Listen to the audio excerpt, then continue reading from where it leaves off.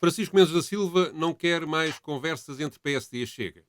José Miguel Júdice equipara as manifestações em França com os ataques ao Capitólio e ao Planalto feitos pelos apoiantes de Trump e Bolsonaro.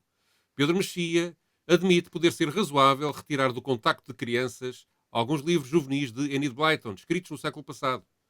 São estes os temas desta edição dos Comentadores, onde Nuno Ramos de Almeida e eu, Pedro Tadeu, ainda se perguntam por que se fala tão pouco da notícia que diz serem todos os dias despedidas 3 grávidas em Portugal. Os Comentadores. Eles analisam, eles debatem, eles opinam, eles influenciam, eles discutem, eles ensinam, eles divertem, eles manipulam. Eles viciam a República.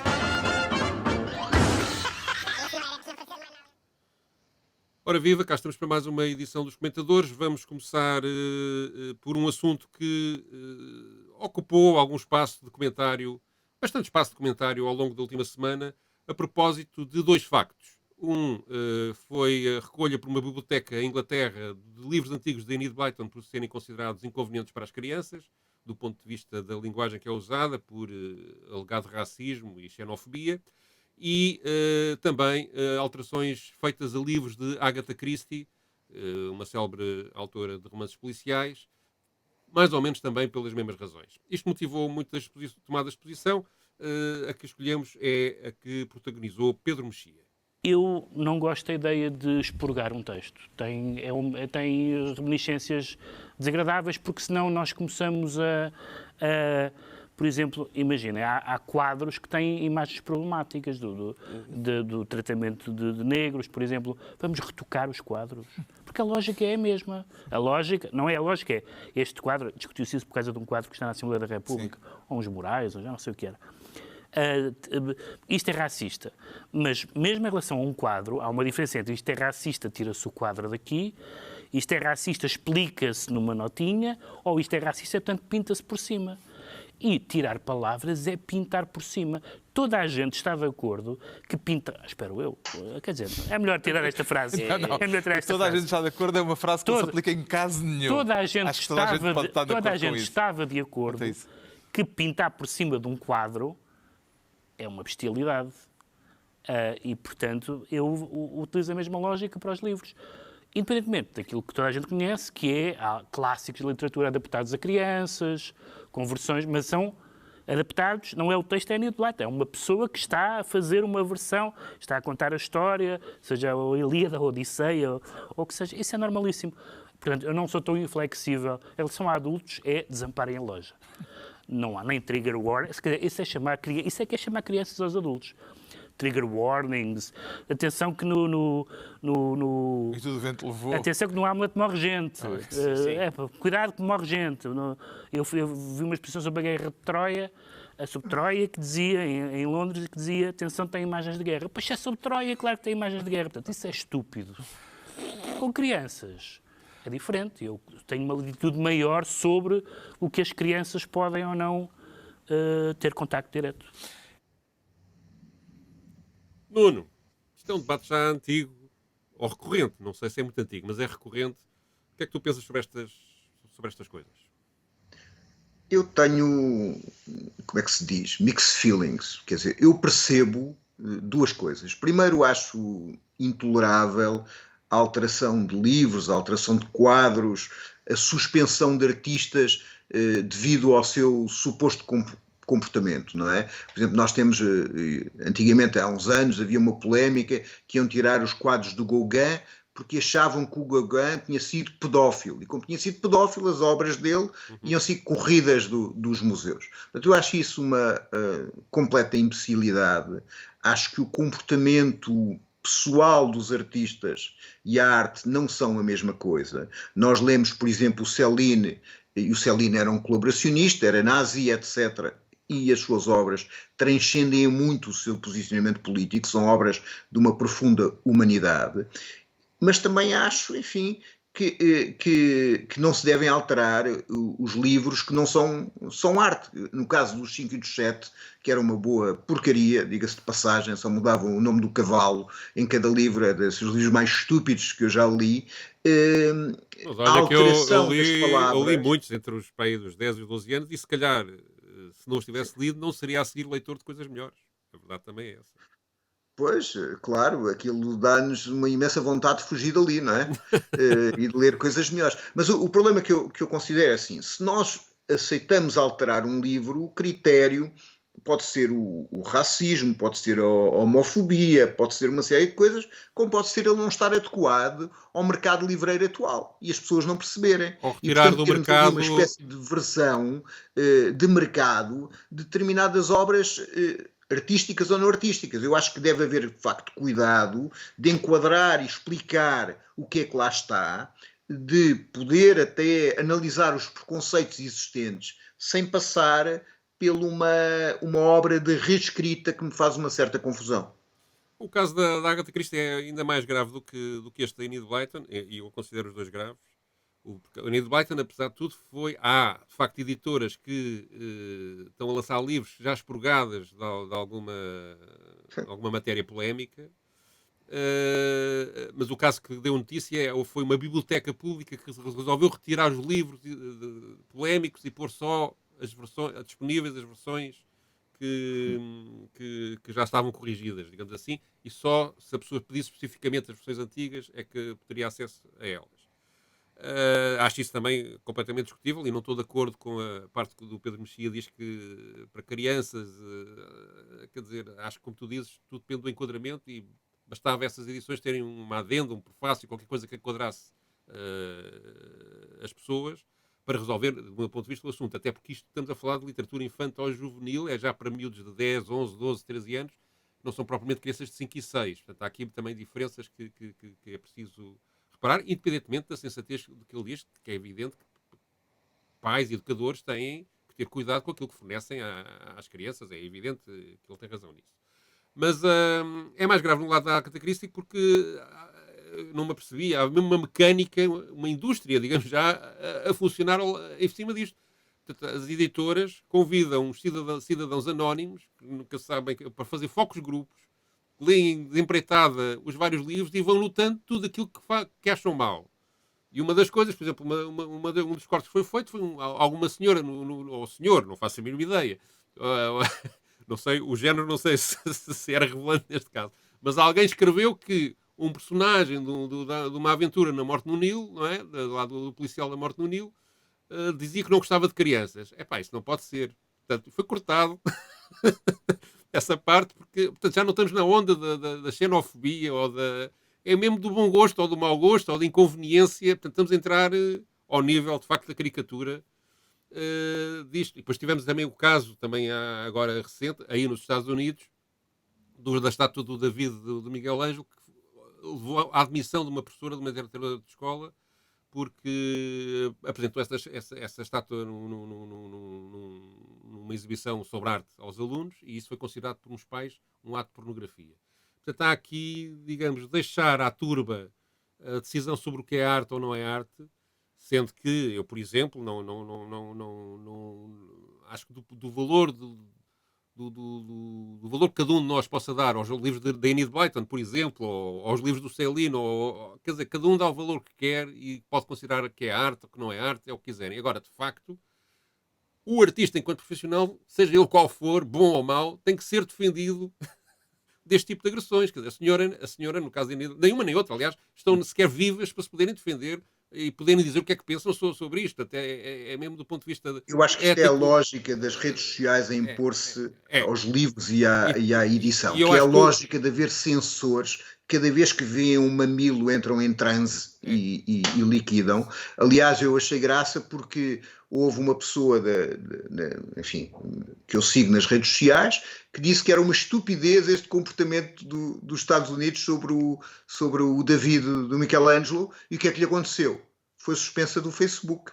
Porque chamou estúpidos aos norte-americanos nessa função. Portanto, quer dizer, nós vivemos num mundo em que ao mesmo tempo que as redes sociais potenciam a extrema-direita e coisas mentiras, querem censurar qualquer opinião discordante que a gente tenha sobre determinados comportamentos. E isto é o reino da total estupidez.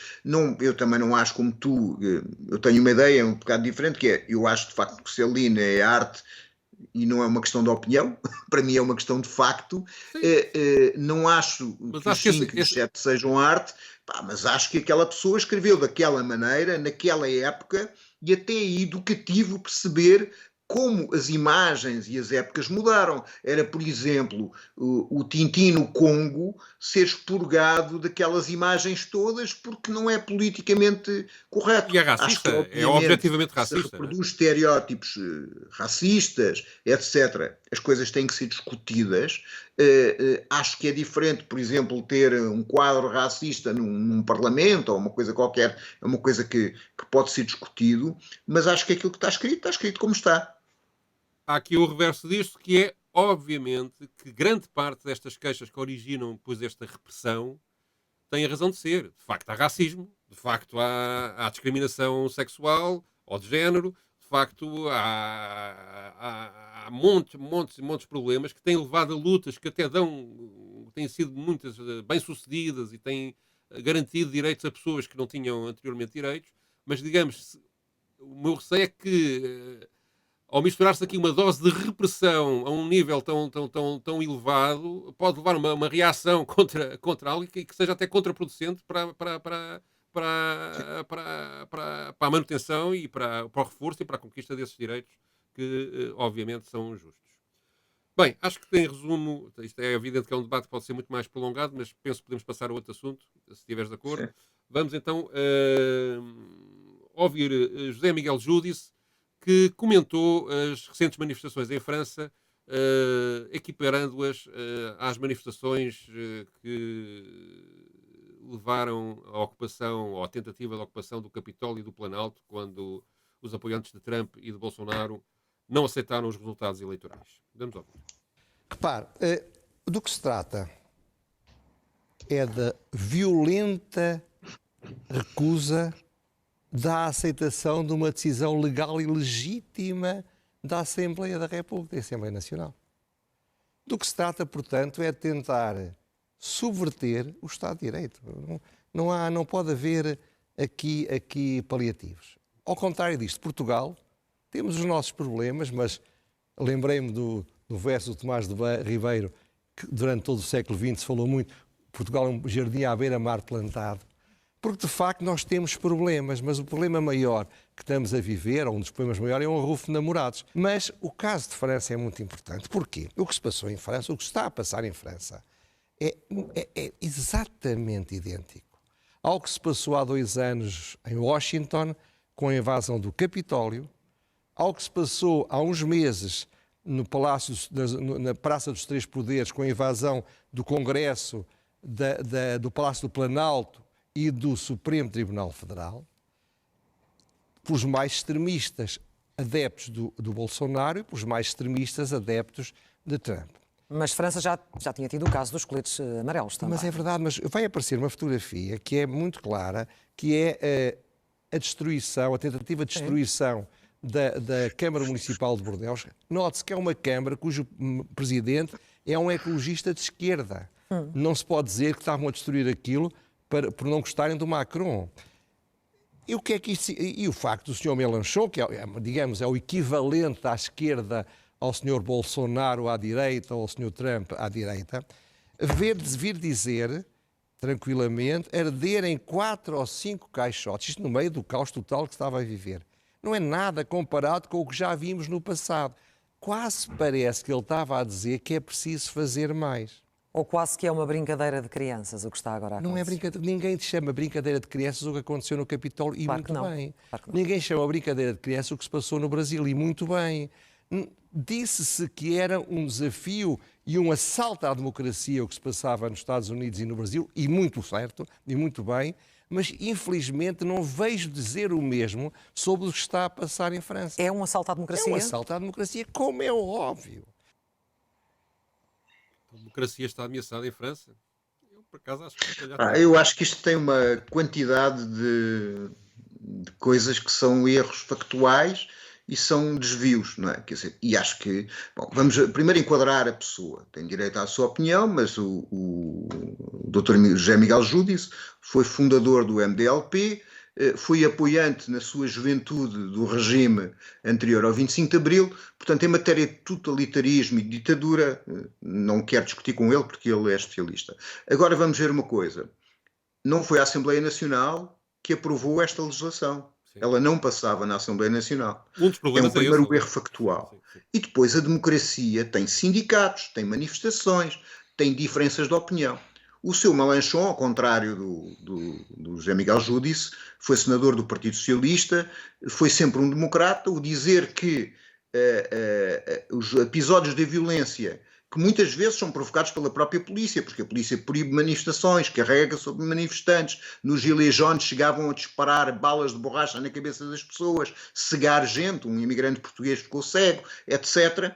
Quer dizer, este conflito social violento não é a única expressão do conflito. A expressão do conflito, de facto, é que existem mais de 60% dos franceses que estão contra esta legislação e 90% das pessoas que trabalham. E que essa legislação foi aprovada contra a vontade da maioria da população. E a democracia também é isso. Isto é, a democracia não significa que alguém é eleito e a partir daí tem roda livre para fazer tudo o que quer. Tem que debater-se com trabalhadores, com sindicatos, com populações, tem que discutir as coisas. Não pode ser a imposição da agenda neoliberal e da perda de direitos e de rendimentos da população sem haver qualquer discussão.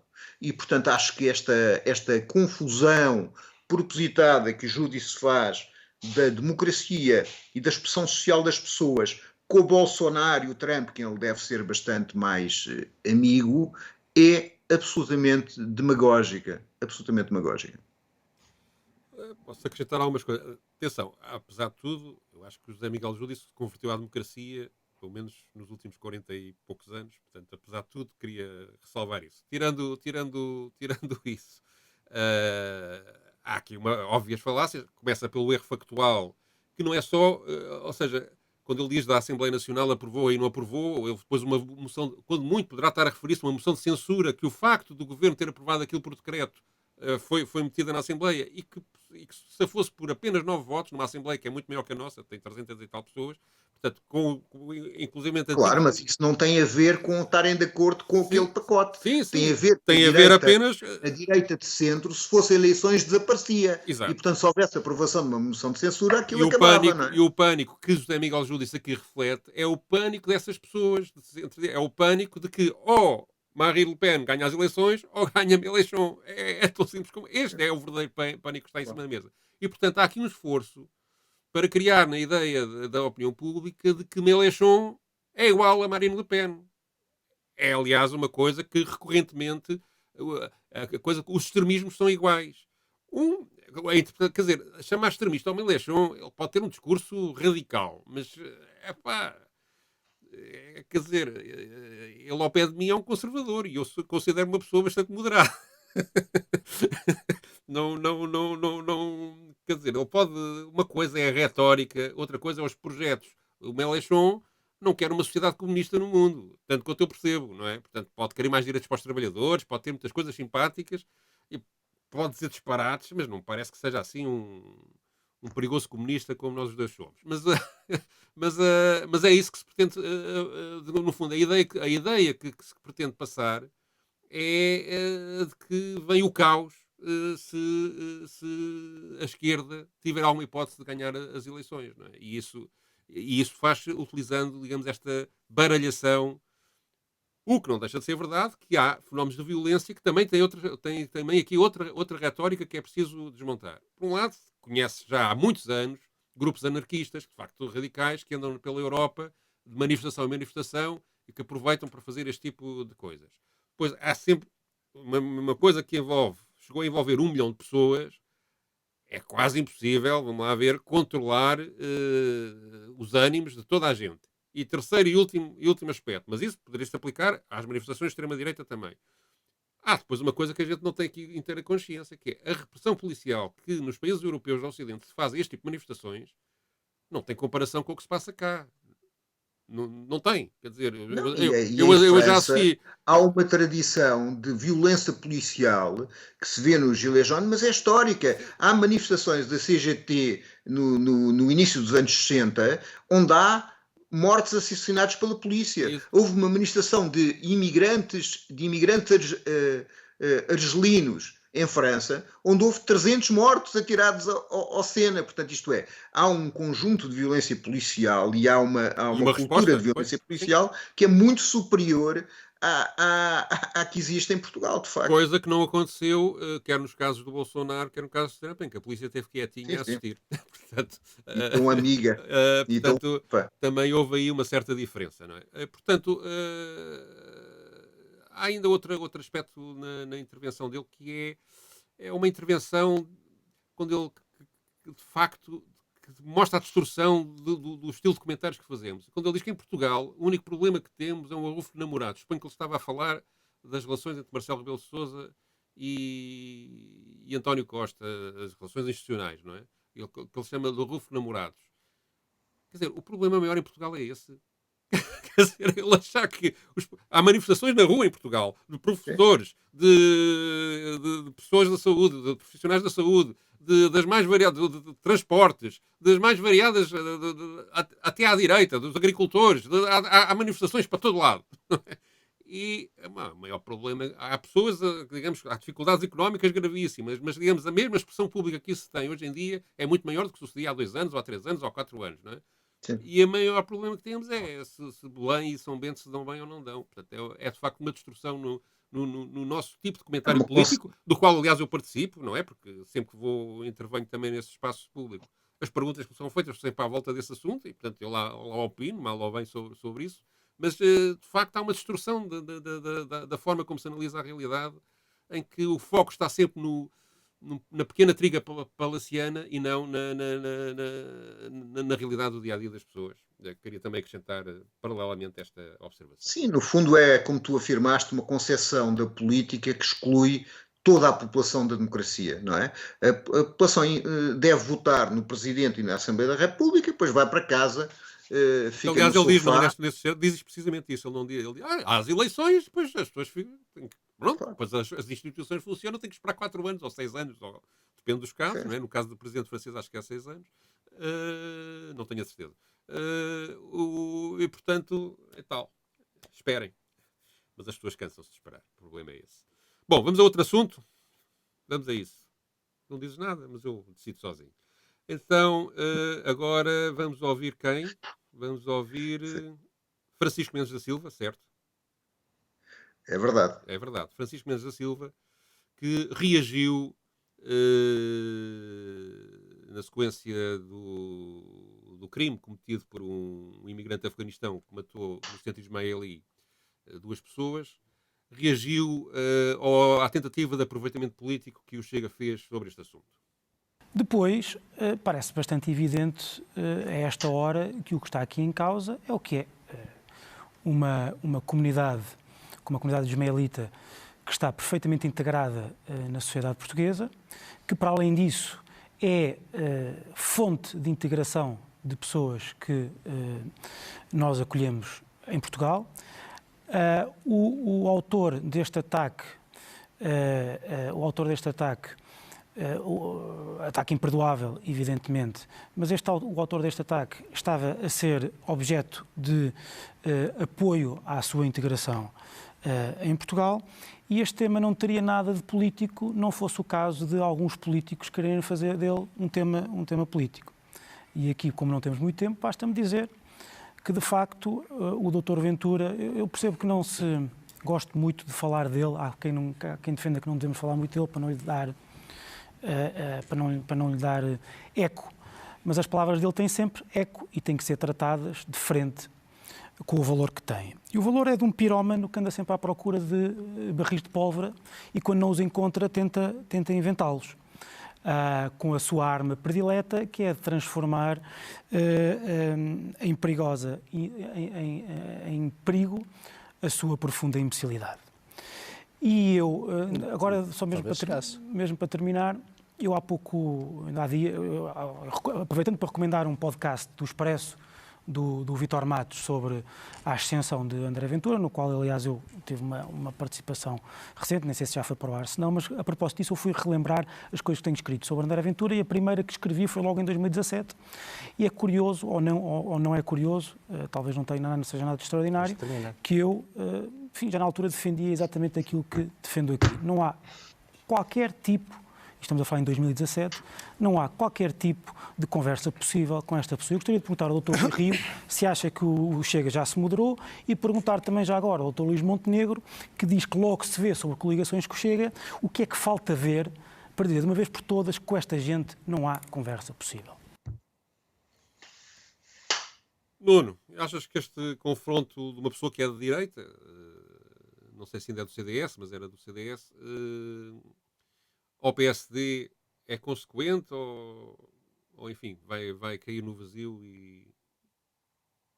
Há alguma diferença, ou seja, há diferenças entre esta direita que Francisco Mendes da Silva pretende representar e a direita do Chega?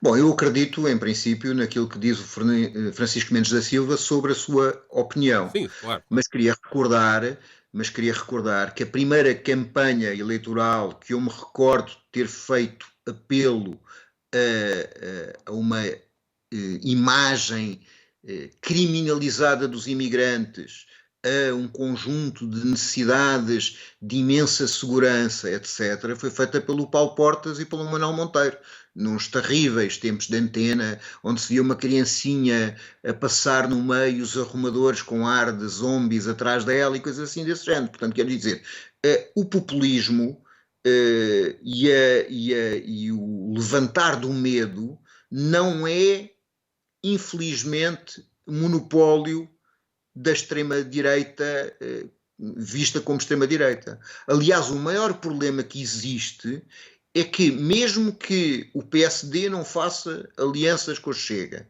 e eu acho que eles vão fazer porque o poder para eles é mais importante que tudo, há por parte da chamada direita democrática um absorver de muitos dos argumentações profundamente falsas, profundamente erradas da extrema-direita, com a ideia que, absorvendo essas argumentações, vão absorver os seus votos.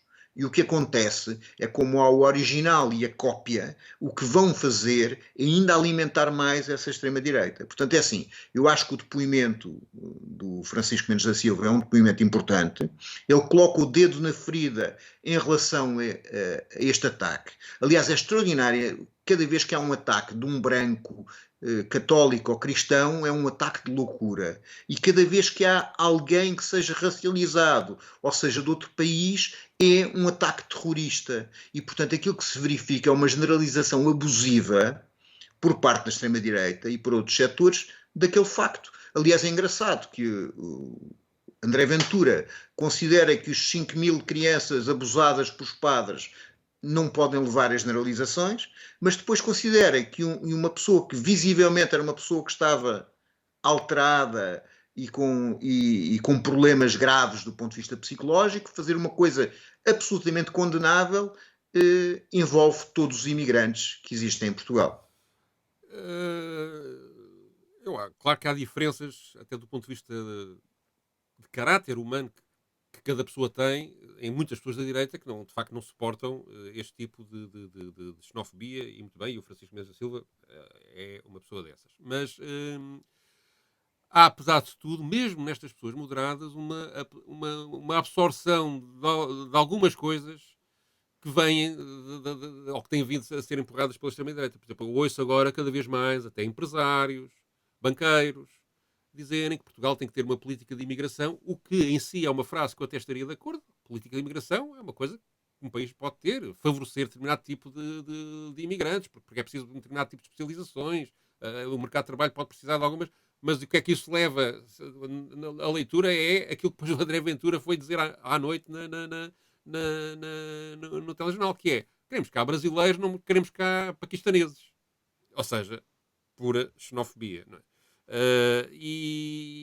Portanto, é preciso mesmo, ou seja, mesmo quando estamos a discutir, é preciso não contaminar necessidades que Portugal possa ter de imigrantes e a forma como os podemos atrair e, portanto, esse debate vai ter que existir, porque vamos mesmo precisar que eles venham, e deviam vir de uma forma articulada, sustentada, bem governada, para não passarem depois cá pelas situações que levam, por exemplo, se calhar, a este homem ter cometido aquilo que cometeu, não é?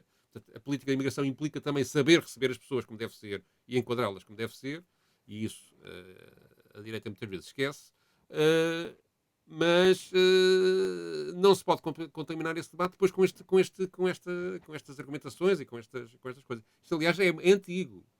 Eu lembro quando comecei a carreira, e provavelmente também te lembras disso, foi mais ou menos ao mesmo tempo, havia a questão dos cabo-verdianos que matavam pessoas. Não é? Sempre que havia um crime no cabo-verdiano, lá vinha nos jornais, cabo-verdiano mata não sei quem e tal. E, portanto, houve até na altura uma posição dos jornalistas para deixarem de dizer a nacionalidade das pessoas, para evitar precisamente as reações xenófobas que estavam a acontecer. Foi uma altura em que se contrataram muitas pessoas de Cabo Verde na construção civil, e havia muitas obras, e eles viviam em condições muito degradáveis. Estranhamente, os jornais nunca escreveram mais um crime de um loiro Beto, por exemplo. Era uma coisa interessante. Nunca escreveram essa coisa. Eu estou de acordo contigo, mas acrescentaria uma coisa. Os imigrantes em Portugal são fundamentais. Basta ver o seu contributo para a segurança social. Com aquilo que nós vamos falar a seguir, na nossa querida secção, ainda mais se tornam fundamentais, dada a desertificação do país. O que é de facto necessário é que essas pessoas tenham direitos sociais e políticos. Porque se elas tiverem direitos sociais e políticos, comportamentos populistas, racistas e fascisantes destas pessoas terão a possibilidade de terem a oposição dessas pessoas que trabalham cá em Portugal e que vivem cá em Portugal. Muito bem, vamos então passar a outro assunto. Porquê é que não se fala disto?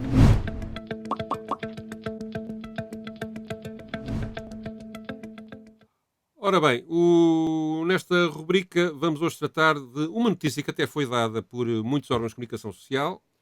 Estou agora a mostrar no ecrã, para quem está a seguir o vídeo, a notícia original, que foi dada pelo Jornal de Notícias, que diz que, segundo a CIT, que é a Comissão para a Igualdade do Trabalho e Emprego, portanto um organismo oficial, fez um estudo e das queixas que recebeu ao longo do ano e dos processos que tratou, chegou à conclusão que há 3 trabalhadoras grávidas e novas mães que são dispensadas por dia, muitas vezes violando a lei ou usando abusivamente algumas exceções que a lei permite para este tipo de despedimentos.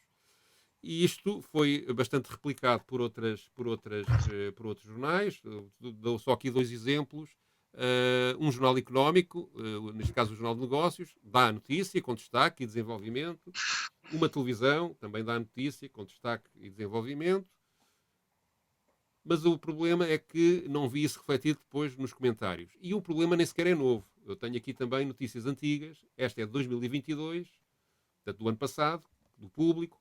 Contratos não renovados a mulheres grávidas atingem novo máximo, ainda ao mesmo público, aqui em 2020. Sendo que do ano passado para este ano, eu li ali, havia um aumento de 13% desse número, não é? 1.395. Outra notícia de 2020, mais do que duplicou o número de grávidas e trabalhadores em licença de parentalidade dispensados de empresas. Aqui outra notícia, aqui notícias ao minuto, ainda mais antiga, de 2013, número de grávidas despedidas sobe mais de 50%. E, finalmente, uma notícia que é uma das coisas que beneficiámos com a entrada na Europa foi que o Tribunal Europeu admite que as grávidas podem ser incluídas num despedimento coletivo e essa legislação passou a ser aplicada cá. Isto foi em 2018. Portanto, é um problema antigo, um problema recorrente e que se está a agravar. E não se comenta. O que dizes tu, Nuno? Eu acho que é um problema gravíssimo por várias ordens de razão. Primeira ordem de razão é porque é um problema de uma injustiça social gritante e que demonstra a fraqueza dos trabalhadores na evolução da legislação laboral em geral. São situações que há anos que não deviam ser permitidas existir e esse é o problema grave. E o segundo problema é que de facto há uma quebra de natalidade enorme em Portugal porque as condições de trabalho impedem as pessoas de terem filhos, as condições de trabalho, Habitação. as creches, a ausência de creches, os horários desregulados, etc. Eu lembro-me de estar na faculdade e nos tempos anteriores ser reivindicação dos estudantes a existência de creches nas universidades. Isto é, havia uma ideia social que nas empresas, nas universidades, tinha que haver, para haver famílias, para haver as pessoas poderem trabalhar e poderem criar uma família, condições sociais para isso. Isso há muito tempo que desapareceu completamente. Toda a gente enche a boca sobre a necessidade de inverter esta queda demográfica, mas na realidade o neoliberalismo não faz mais do que agravar. Agrava impedindo que haja uma taxa de natalidade, porque as pessoas não têm condições de ter crianças, não podem pagar 400, 500, 300, 600 euros por creche. É mais caro colocar crianças na creche do que nas universidades. E também agrava porque não dá empregos com dignidade e salários com dignidade e obriga uma quantidade enorme de jovens licenciados a emigrar. Portanto, esta é uma situação que não se fala porque não interessa falar. Bom, entretanto, as creches vai havendo evoluções positivas nesse aspecto, porque até por pressão do PCP, o Governo tem estado Mas não aumentou o número de creches, não é? Sim, mas o número de possibilidade de entrar nas creches públicas aumentou em grande parte do país. Sei isso por experiência própria, que tenho uma neta agora numa creche dessas e foi relativamente fácil. E a creche ainda por cima é ótima. Mas queria também só dar uma nota lateral, que é este caso das grávidas. Foi das primeiras coisas que o 25 de Abril trouxe, foi a regulação precisamente deste problema. E parecia uma coisa resolvida, não é? E a verdade é que nós que nos embrulhamos em causas novas, olha, como aquelas que falámos há pouco, a discriminação de género, os problemas de xenofobia, etc, etc, etc, depois achamos que estas já não estão resolvidas. Não estão.